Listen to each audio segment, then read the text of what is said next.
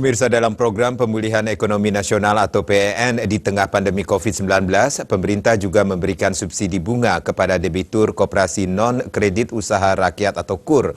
Program subsidi bunga ini diharapkan dapat membantu pengelolaan koperasi sehingga tetap eksis di tengah lemahnya ekonomi saat ini.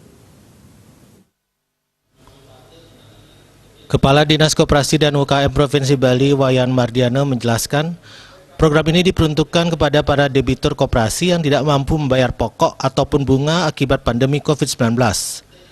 Adapun subsidi yang diberikan berupa potongan bunga sebesar 25% untuk kredit di bawah 10 juta rupiah.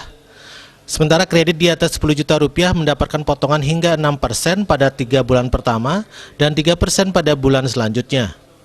Program ini juga sangat membantu koperasi yang tadinya terancam kehilangan pendapatan akibat debitur yang tidak mampu membayar pokok atau bunga. Mardiana melanjutkan program ini